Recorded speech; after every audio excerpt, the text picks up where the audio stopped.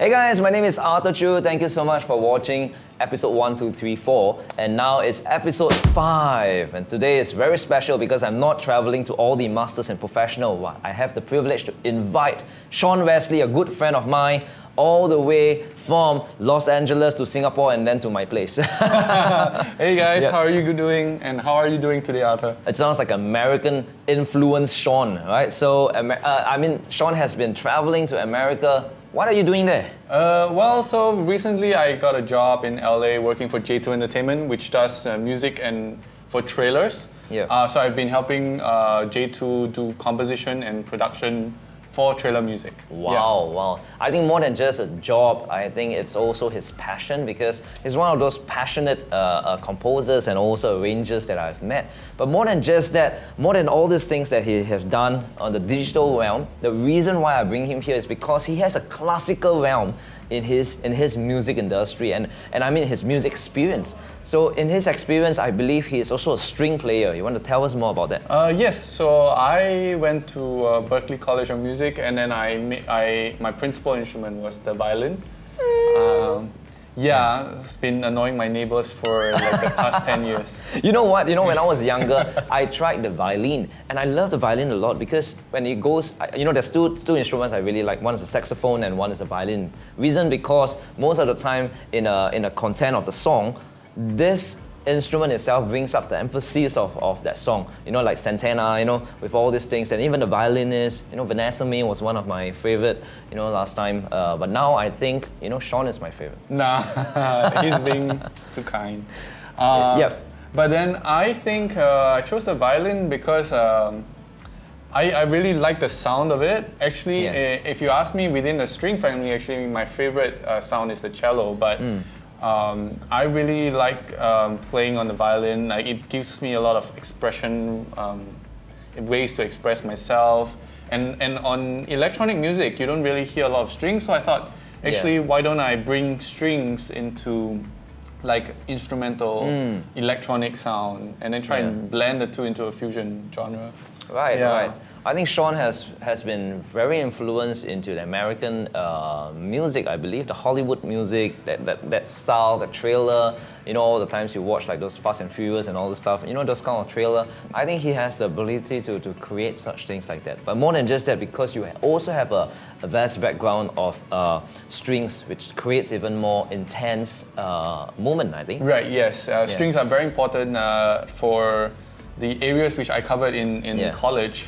So I did film scoring and contemporary writing and production. So in film, you have a lot of strings for like exciting moments. You have running strings, you have romantic slow strings. I think one of my favorite scores is the score to this film called How to Train Your Dragon. I think a lot of people know it. How to Train Your Dragon, my favorite movie. Yeah. Which one, the 1 or 2? Well, number 1, the soundtrack written by John Powell has this very gorgeous solo string. It's called Romantic Flight. Wow. Yeah, and they have this very, very beautiful solo string part in the front of the track. So wow. Yeah, and that really drives me. I heard the soundtrack and I was so taken by it. I decided to make it my major. Well, I've been meeting a lot of producers, arrangers, and a lot of time they don't have such experience in the Hollywood in terms of the American influence side.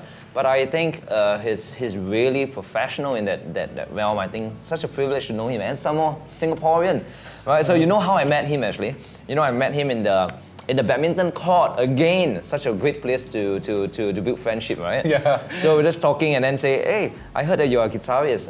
I heard of him actually. Okay. Yeah. So I got to know him because people were recommending like, oh, do you know Arthur? They heard I worked in the music production house, so they introduced me to Arthur, who is I was told was a guitarist. Yeah, but I think he's much more than that. Yeah. So. I play percussion, and that's why we have Cajon online. Well, maybe next time I can show you how I play the guitar, but I still need to learn. It's pretty good. Yeah, I still need to learn. Anyway, yes, so we met in a badminton court and we start talking about music, and what kept me going was his passion, because I think maybe, I don't know if you are open to share a little bit more about your personal route to music. Why do you even start doing music? So I think music, I used to listen to a lot of classical music because my parents loved it. So I was constantly listening to it, and then I had the opportunity to pick up the piano first, and then move on to the violin, which I actually like a bit better.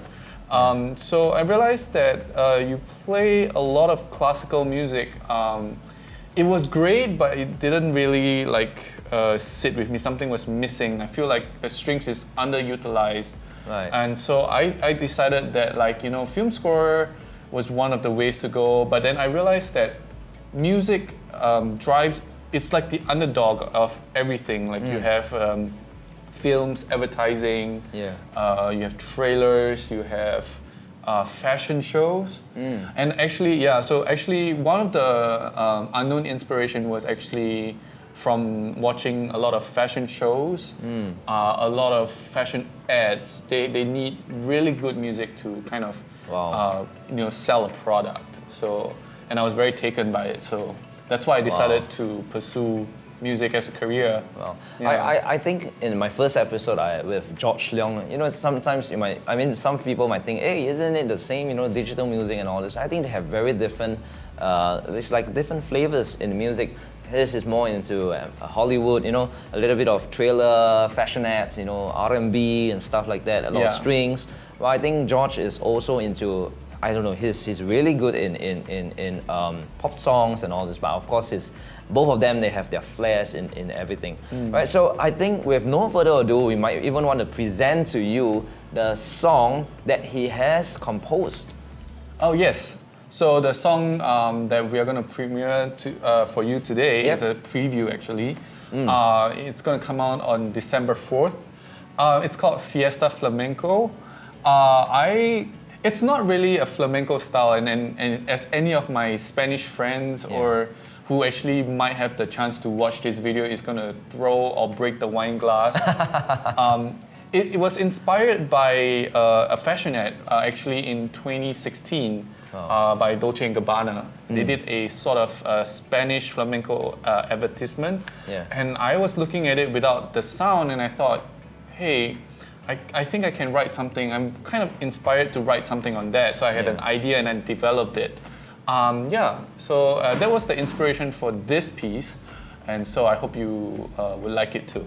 Yeah. Well, I think more than just that, he has fusionized the flamenco kind of feel.